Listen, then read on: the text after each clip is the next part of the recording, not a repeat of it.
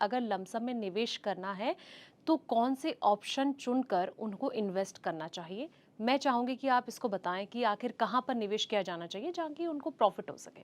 देखिए, डिपेंड करता है कि इन्वेस्ट करने के बाद में आपका गोल क्या है, हम्म। आपकी एज कितनी है। अगर किसी पर्सन का गोल ये है कि मुझे इन्वेस्ट करना है और मुझे इन्वेस्ट करना है छोटे टाइम के लिए, फॉर शॉर्ट ड्यूरेशन, हम्म। तो उस केस में हम लोग डेट फंड उनको सजेस्ट करते हैं।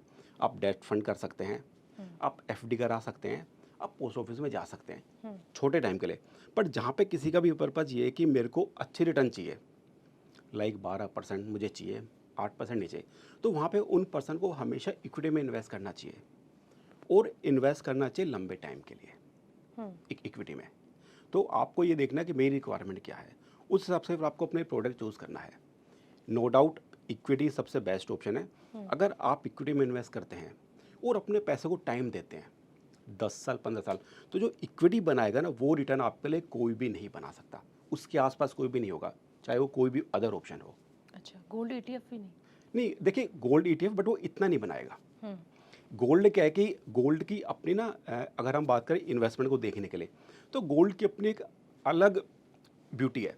गोल्ड की ब्यूटी है, अगर आप हिस्ट्री में जाओगे तो गोल्ड में लोग बाग हमेशा से इन्वेस्ट करते आए हैं। आप इन द पास ये, जब इंडिया पाकिस्तान अलग कंट्री बने थे तो लोगों के पास में ज़मीन थी, जायदाद, बहुत कुछ था। हम्म।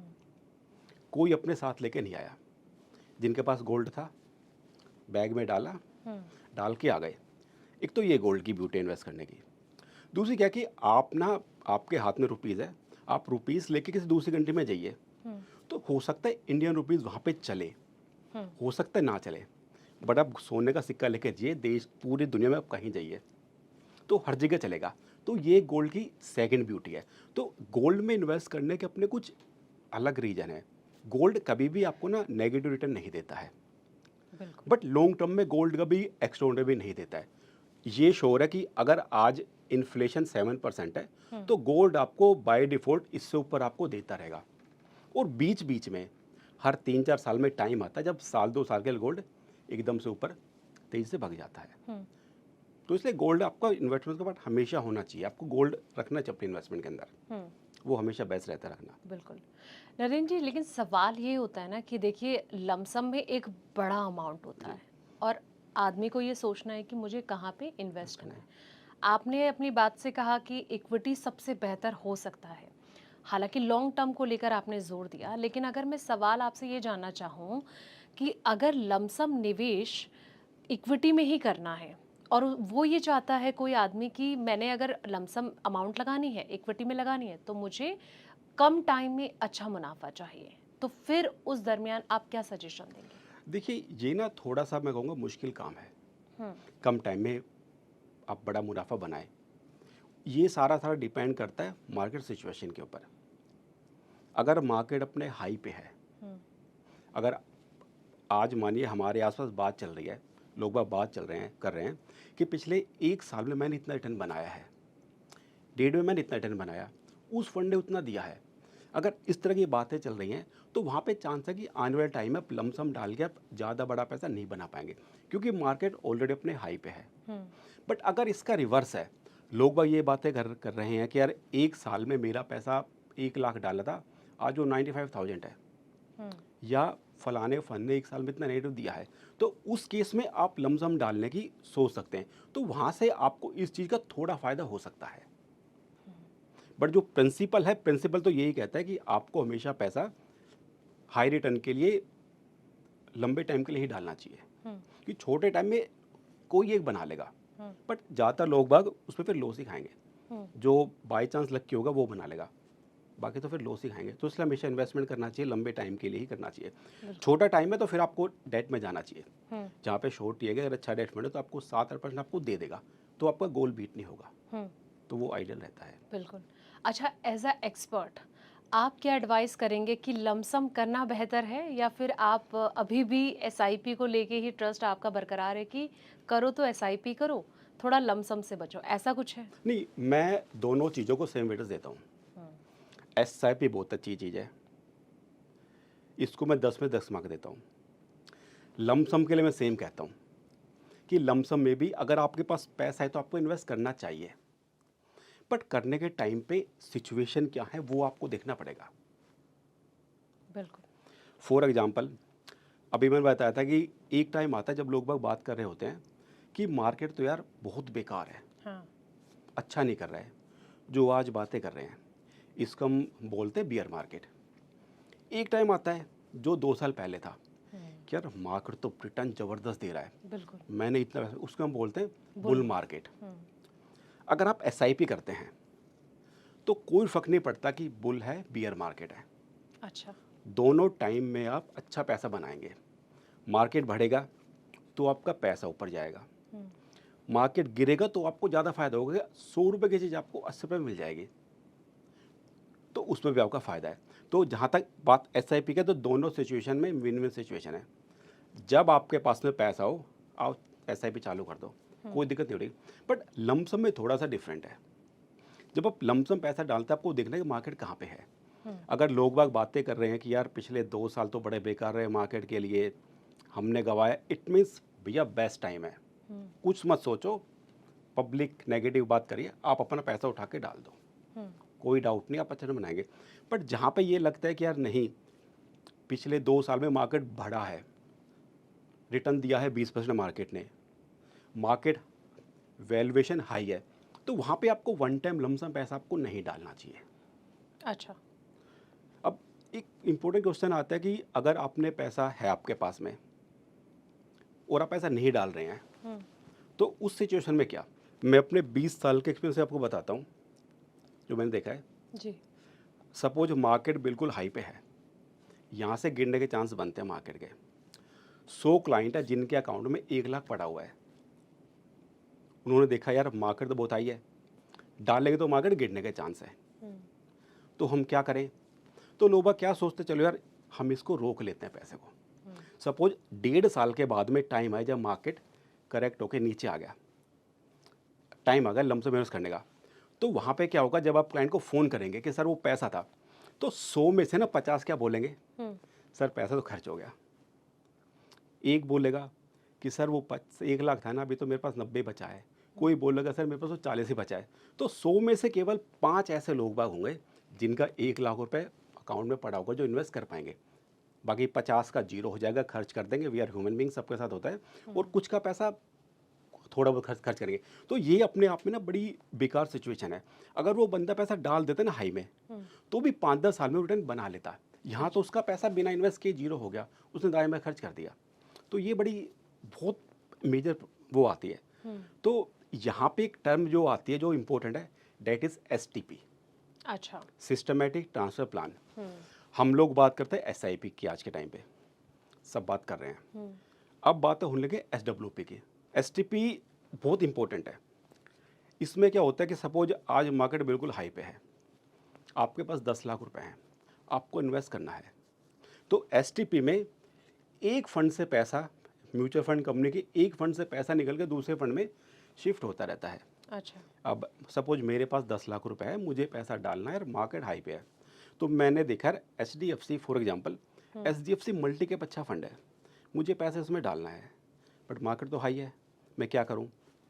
हर कंपनी के पास में लिक्विड फंड होता है जो रिटर्न देता है 7-8%, थोड़ी 6% के आसपास, और जिसमें जब आप चाहे पैसा डालो, जब चाहे निकाल लो। तो क्या करना चाहिए कि आपने अपना जो पैसा है 10 लाख रुपए, वो लिक्विड फंड में इन्वेस्ट कर दिया 10 लाख रुपए।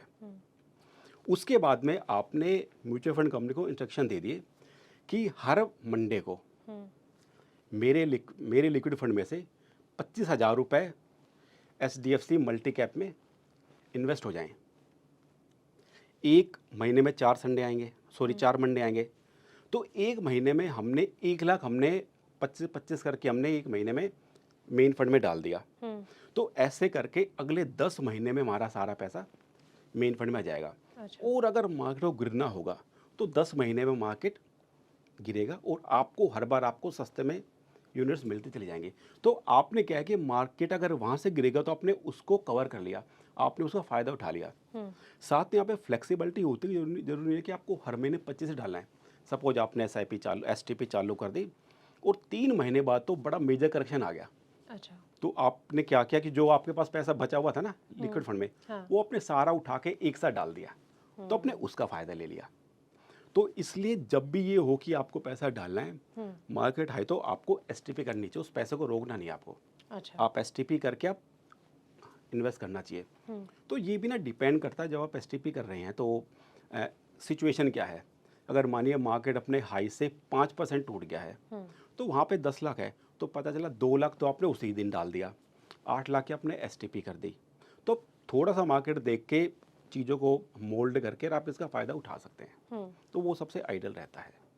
लेकिन सवाल तो ये आ जाता है ना कि आज चलो, अगर हम पुरानी बातों से हट के आज की बात करें, तो आज मार्केट में नरेंद्र जी बहुत सारे ऑप्शन मौजूद हैं और हर किसी को ना आज के वक्त में पैसा ही बनाना है, बनाना है, पैसे से पैसा बनाना बनाना है, है। कम रकम से कैसे हम डबल ट्रिपल मुनाफा कमा सकें। और करोड़पति तो देखिए हर किसी को बनना ही बनना है है। और ऑप्शन बहुत सारे मौजूद हैं। तो सवाल ये आ जाता है कि अगर किसी को लमसम अमाउंट लगानी है, हालांकि आप शेयर मार्केट की तरफ ज़्यादा जोर दे रहे हैं, तो इन सब ऑप्शन के अलावा आपको क्या लगता है कि किस और दाव लगाना थोड़ा बेहतर है, और या ऐसा किया जा सकता है कि अगर एक साथ सारा पैसा ना लगा के कुछ कुछ डाइवर्सिफाई किया जाए तो वो ज़्यादा प्रॉफिट उसको दिला सकता है? देखिए, डाइवर्सिफिकेशन बहुत इंपॉर्टेंट है, वो होना चाहिए। सपोज आज मेरे पास में 100 रुपये हैं, तो एक तो आप ना पूरा 100 रुपये कहीं एक जगह लगा सकते हैं, वो शायद गलत होगा। तो आपको क्या करना चाहिए, आज मेरे पास में 100 रुपये, मुझे 100 रुपये इन्वेस्ट करना है, तो मैंने क्या किया, मैंने अपने 100 में से 15 रुपये मैंने इन्वेस्ट कर दिया गोल्ड में, 15 रुपये। 20 रुपये मैंने इन्वेस्ट कर दिया डेट फंड में, फिक्स इनकम वाले में, वो मेरा हो गया 35 रुपये। अब बचा मेरे पास में 65 रुपये, तो मुझे वो 65 रुपये मुझे डालना चाहिए इक्विटी के अंदर। अच्छा। और उस 65 को आप ना 100 मान के चलेंगे, तो उसमें भी आपको क्या करना है, आपको mid cap, large cap, small cap, उन तीनों में आपको उसको डिस्ट्रीब्यूट करना है। तो जब आप एक प्रॉपर तरीके से एक बनाएंगे पोर्टफोलियो, तो उसमें क्या होगा कि एक ऐसा टाइम आएगा जब गोल्ड बहुत अच्छा करेगा। तो आपके पास गोल्ड है, वो गोल्ड होने की वजह से आपके ओवरऑल पोर्टफोलियो की रिटर्न आपकी अच्छी रहेगी। डेट अपना काम करता रहेगा, वो 7-8% आपको देता रहेगा। और जब कभी ऐसा होगा कि गोल्ड नहीं करेगा, तो इक्विटी आपको अच्छा करके देगी। तो आप हमेशा विन विन सिचुएशन में रहेंगे कि आपको ये नहीं लगेगा कि यार पिछले 2 साल में गोल्ड चला बट मेरे पास गोल्ड नहीं था। अच्छा। तो आपके पास में सारी चीज़ें होनी चाहिए। वो कहते हैं ना कि अच्छी खाने की थाली होती है जिसमें प्रोटीन भी हो, कार्ब भी हो, मिनरल भी हो, सब कुछ होना चाहिए। अगर आदमी डेली मानिए केवल केवल प्रोटीन खाएगा तो उसके नुकसान होंगे, क्योंकि हमारे पास मिनरल नहीं होंगे, बाल झड़ेंगे, हज़ार चीज़ होंगे। तो हर चीज़ ना वैल्यू करती है, हमारे पास में सब कुछ होना चाहिए। तो एक तो आपको पोर्टफोलियो बनाना है जिसमें गोल्ड होना चाहिए, डेट होना चाहिए, इक्विटी होना चाहिए, ठीक। प्रॉपर्टी भी आप ऐड कर सकते हैं जो लोग बाग लेके रखते हैं। उसके बाद में आ जाता है मोस्ट इम्पोर्टेंट, उसको रीबैलेंस करना। बिल्कुल। अगर मानिए मेरे पास गोल्ड था 15%, इक्विटी 65% था। अब हुआ क्या, पिछले 1.5 साल में मार्केट चलाने, इक्विटी वाला पार्ट मेरा 65 से वैल्यूएशन कम हो गई, गोल्ड की वैल्यूएशन बढ़ गई। तो मैंने देखा कि यार गोल्ड मेरा 15 से 30% हो गया, 65 वाला पार्ट मेरा 50 हो गया। तो फिर आपको गोल्ड में से जब बढ़ चुका है तो वहाँ पे आपका प्रॉफिट बुक हो जाएगा, और आप गोल्ड में से कुछ पैसा निकाल कर इक्विटी में शिफ्ट कर दीजिए। अच्छा। फिर कभी आपने देखा क्या, मेरे गोल्ड और सिल्वर, गोल्ड और मेरा जो इक्विटी दोनों बढ़ गए, बट मेरा जो पोर्शन था ना 20% डेट वाला, वो मेरा ओवरऑल पोर्टफोलियो का केवल रह गया 12%। तो फिर आपको उसमें एलोकेशन बढ़ानी चाहिए।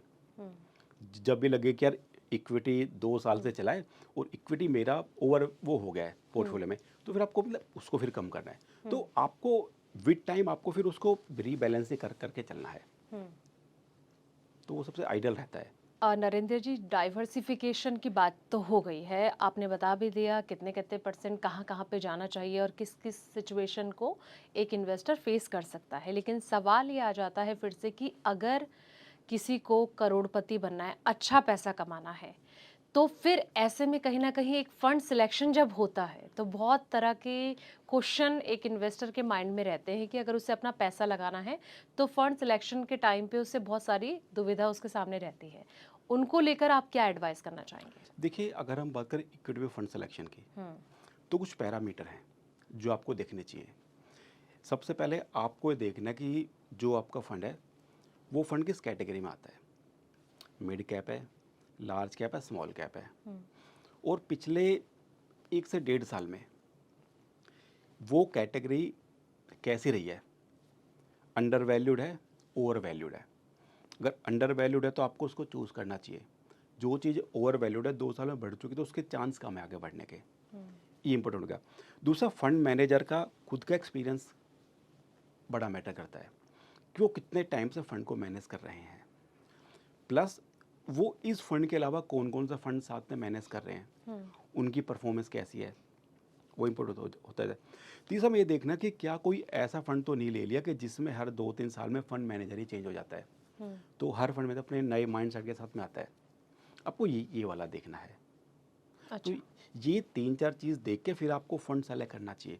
और यहाँ पे मैं कहूँगा कि ना, केवल आपको एक फंड के पीछे नहीं जाना चाहिए, आप प्रॉपर 3-4 फंड लीजिए और उनके साथ में आप जाइए, तो ही वो आपके लिए अच्छा होगा। क्योंकि देखिए, अगर आप इन्वेस्टमेंट कर रहे हैं लेट्स से 5 ईयर के लिए, तो भी आपको ना प्रॉपर डाइवर्सिफिकेशन तो आपको करना ही पड़ेगा।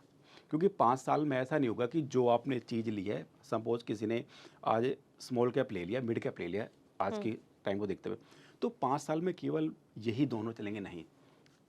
नो डाउट अगले 1-2 साल 3 साल चल जाएंगे, उसके बाद में फिर लार्ज कैप भी चलेगा। तो आपको तो अपने पास में सारी चीज़ें रखनी है। बिल्कुल। तो जब आप सारी चीज़ रखेंगे तो आप ना कोई भी फेज़ ना मिस नहीं करेंगे। आप ये नहीं कहेंगे कि यार 2 साल में वो चीज़ चली बट वो चीज़ मेरे पास नहीं थी, तो वो मेरे पास में थी। तो आपको वो देखना, प्लस पैसे के, इससे पैसे की सेफ्टी, ऐसा ना हो कि आपने हाई रिस्क के चक्कर में आपने ऐसा फंड ले लिया कि जो आपने पैसा बनाया नहीं, आपने पैसा गंवा दिया।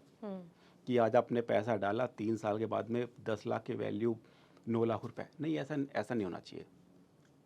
बिल्कुल। तो एक रीजनेबल रिटर्न आए और डिसेंटी के साथ में आए, लगातार आए, वो सबसे मेन है। तो डेट इज़ मेन। ये ज़्यादा इम्पोर्टेंट हो ये जाती बिल्कुल, है। ये बहुत इम्पोर्टेंट है। क्योंकि लोग बाग क्या है कि बहुत बार ग्रीड के चक्कर में पैसा लॉस भी कर देते हैं। आपको किसी भी चीज़ के ना भाव में नहीं बहना है। जैसे मैं बताया था कि अब सब लोग बातें कर रहे हैं कि यार 2 साल में मार्केट ने तो इतना कर दिया, इतना कर दिया, मेरे फंड ने ये कर दिया, आपने गूगल उठाया 2 साल के रिटर्न 20%, अरे यार चलो पैसा डाल दो। वो तो बढ़ चुका है। आपको देखना कि अगले 2 साल में कौन सा सेगमेंट बढ़ेगा, मिड कैप बढ़ेगा, स्मॉल कैप, फिर आपको उसके अंदर जाना है। अच्छा। तो that is most important.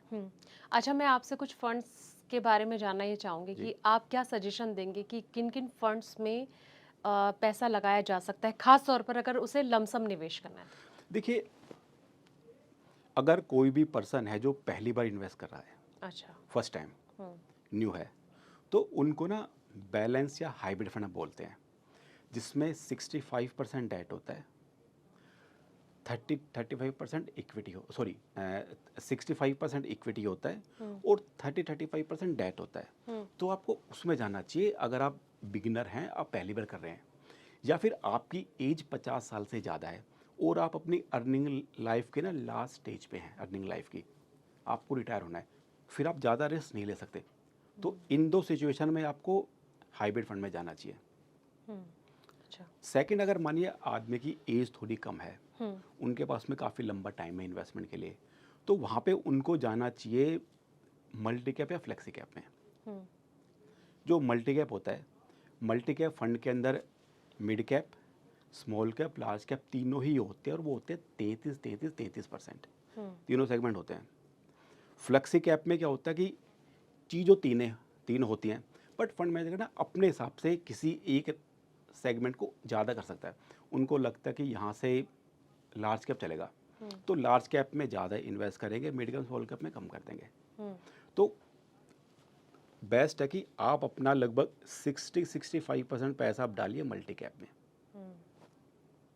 For young person और जिनकी एज ठीक ठाक है उनके लिए तो 65% पैसा लार्ज कैप में, सॉरी मल्टी कैप में, और बचा हुआ पैसे में आप मिड कैप स्मॉल कैप हल्का फुल्का डाल सकते हैं। तो वो आइडियल रहता है।